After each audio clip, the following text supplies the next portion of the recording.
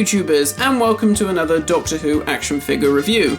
In today's review, I'm going to be taking a look at the Time of the Doctor set, featuring the 11th Doctor with a variety of different heads, specifically the regenerated head of the 12th Doctor. So this set has been highly anticipated for quite a while. I think it was originally announced back in August, something like that. I think it was meant to come out at the end of September, and it has been delayed until now, but if you live in Australia or in the US, you should have got it a bit earlier, especially if you ordered it from Pop Culture. But here we go, it's finally arrived in the UK, so let's take a look at the packaging. The figure comes packaged in a special collector's window box featuring the front of the TARDIS, very similar to the 11 Doctors set packaging and the character building 11 Doctors set packaging. The front also features the Diamond and Howl Around TV movie logo that have become part of the classic series style guide.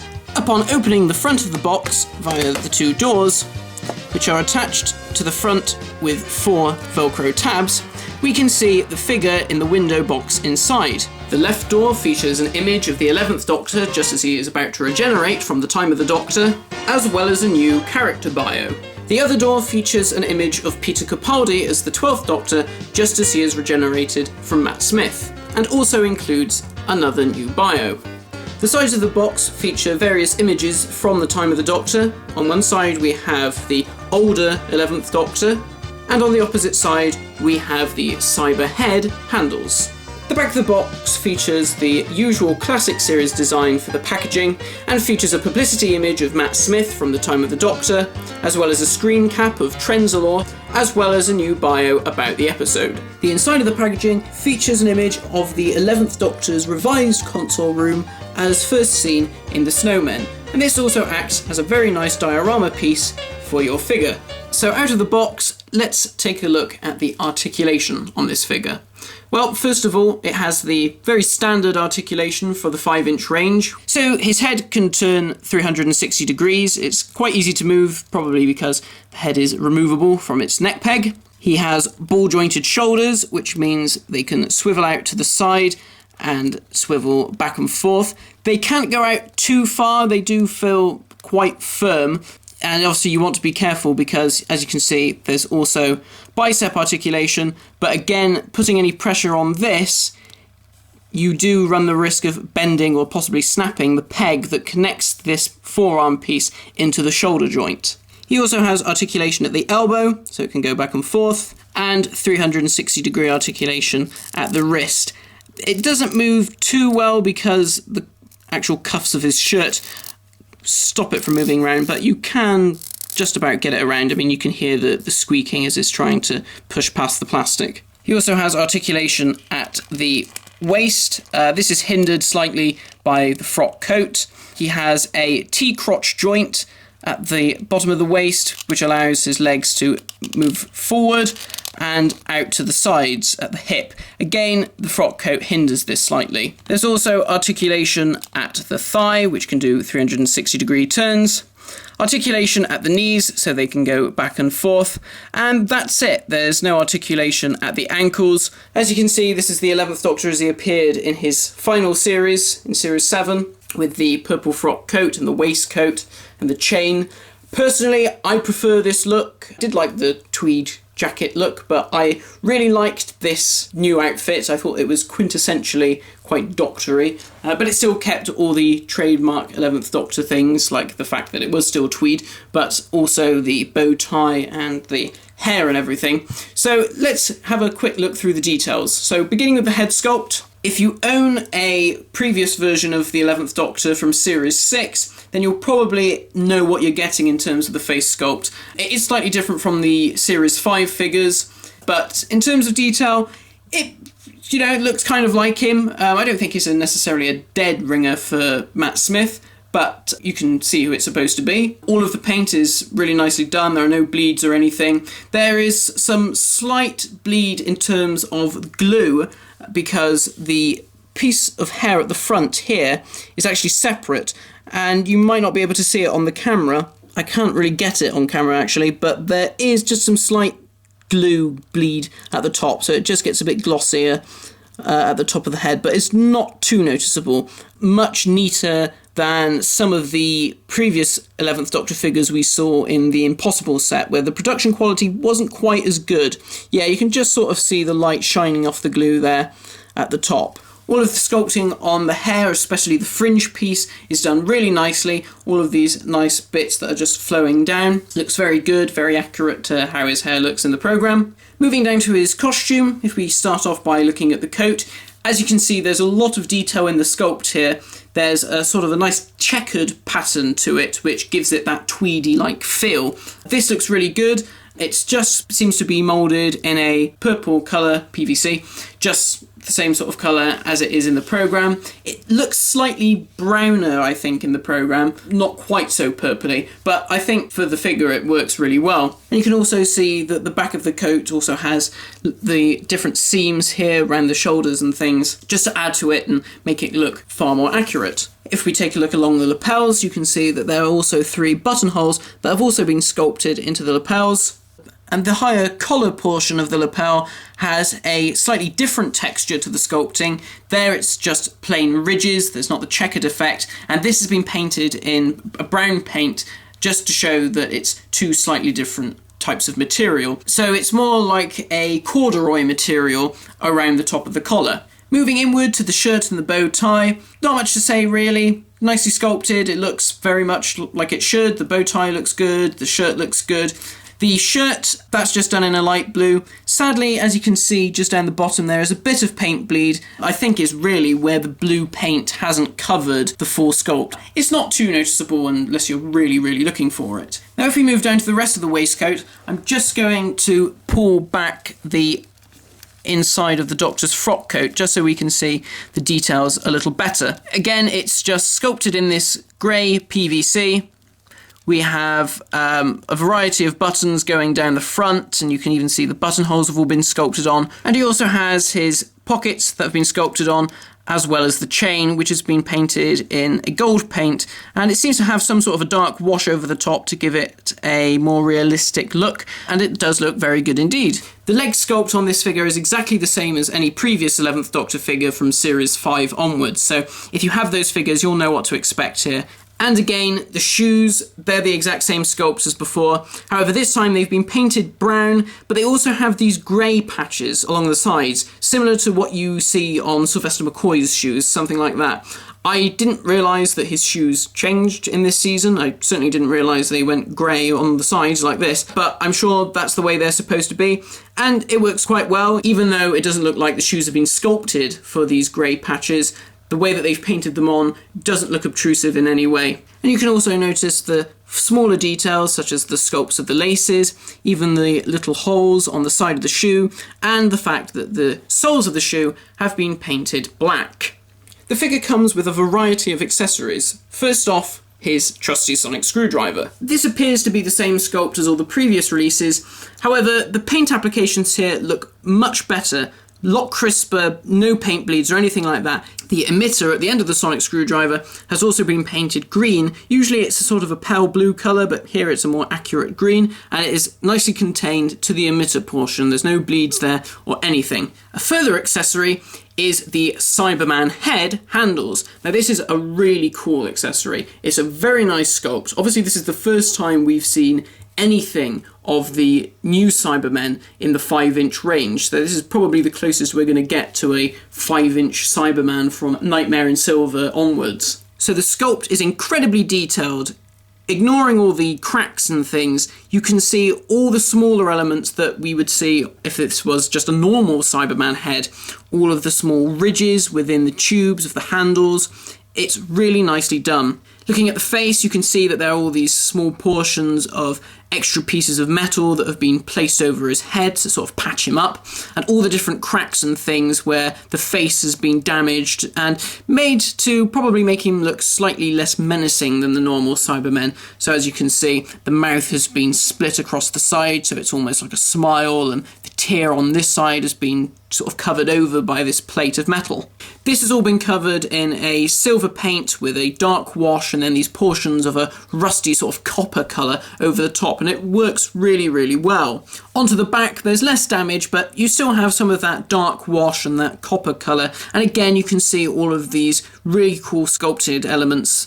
Again, here you can see the tubes on the handles and all of the ridges on the back of the head.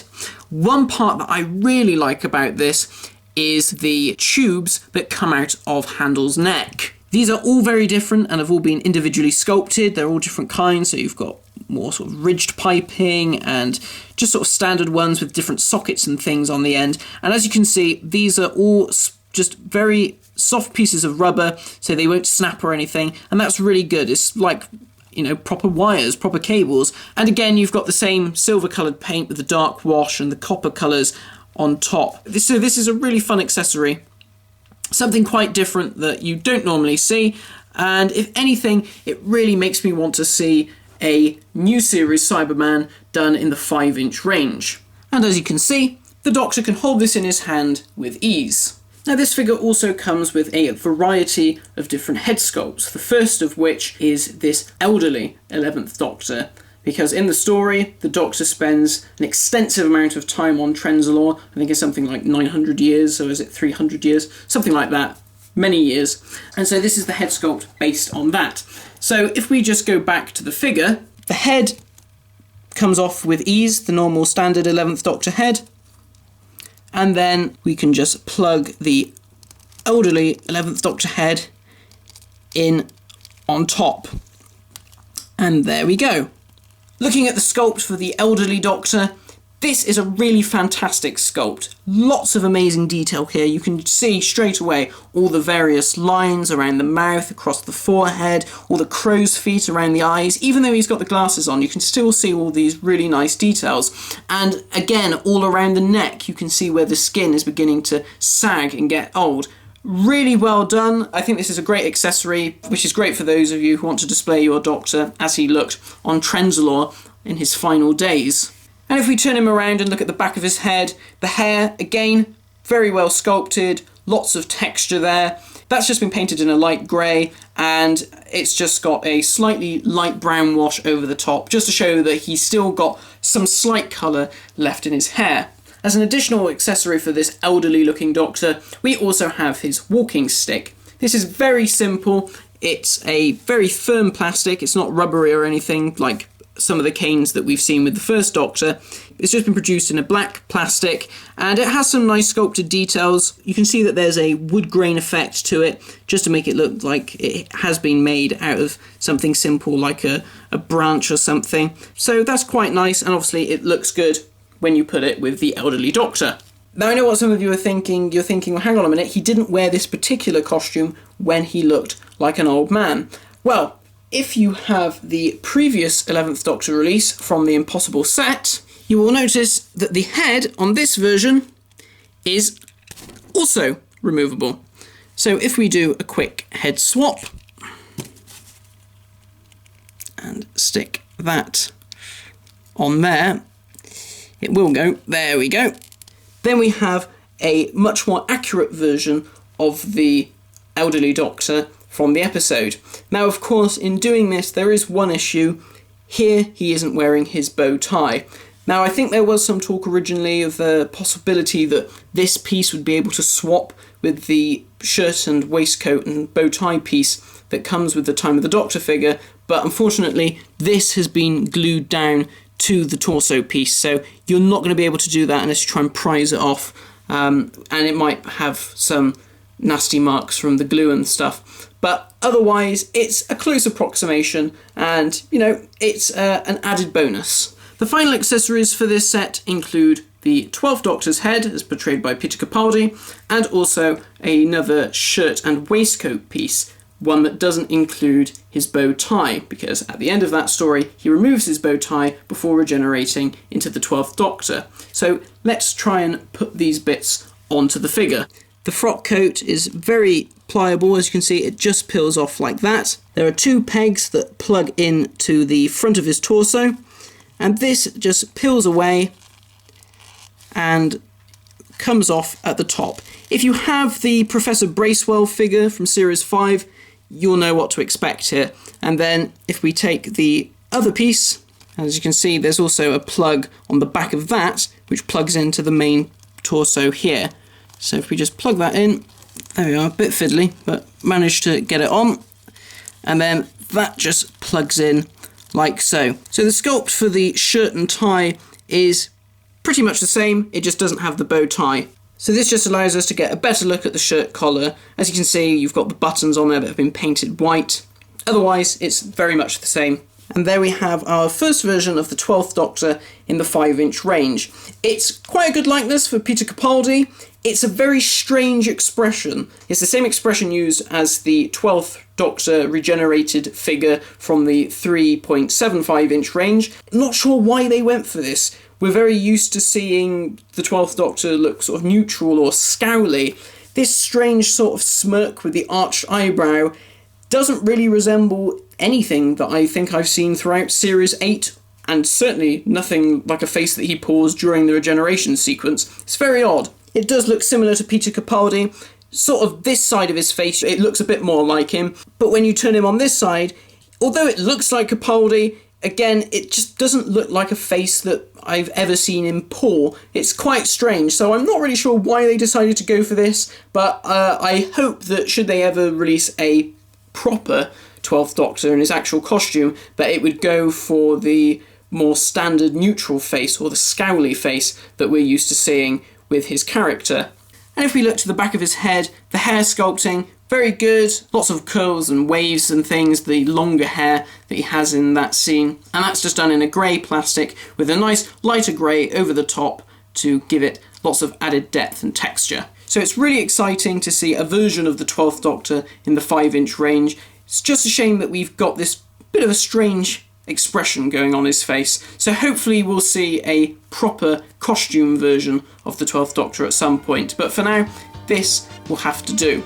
So overall, this is a really great set. I really like this version of the 11th Doctor, like I said at the beginning, and it was a figure that we didn't ever expect to get because the 5-inch range had pretty much finished by the time that we got to Series 7, so it's great to finally see this version of the 11th Doctor in the 5-inch range. He comes with some great accessories, the head for handles, that's really nice, really well done, I really like it. It's a fun accessory, and the fact that we have so many different options on how to display the 11th Doctor, such as with the elderly head, that also adds for a lot of value too, especially if you have the Impossible set where you can make him look even more like he did in the episode. Of course, the fact that we have a head for the 12th Doctor makes it even more exciting because it allows us to finally see his Doctor in this scale, and hopefully we'll see something more of him in the future. Now, is it worth the quite high price point of £30? Well, it is quite expensive for the single figure, but I guess the fact that it is so expensive is because there are so many new pieces. We've got 3 different head sculpts, we have an entirely new torso piece, the new arms, the 2 different versions of his shirt and things, as well as the very detailed head for handles, and of course the standard sonic screwdriver and the more basic walking stick. Of course we get it in some very nice packaging. So it is quite on the high side, but you are getting a lot of different pieces for your money. Not sure they should have charged quite as much as that. I think they may have been able to say £25, but overall it's a really nice set, and I do recommend it if you're a fan of this Doctor or if you're a fan of the 12th Doctor. So thanks for watching this review, guys. I don't know what my next 5-inch review is going to be because nothing new has been announced, so we'll just have to see what comes out. I'm guessing now we probably won't see anything until the new year, but I will be reviewing some more of the 3.75-inch figures, so please stay tuned for those in the future. Thanks for watching, and I shall see you next time.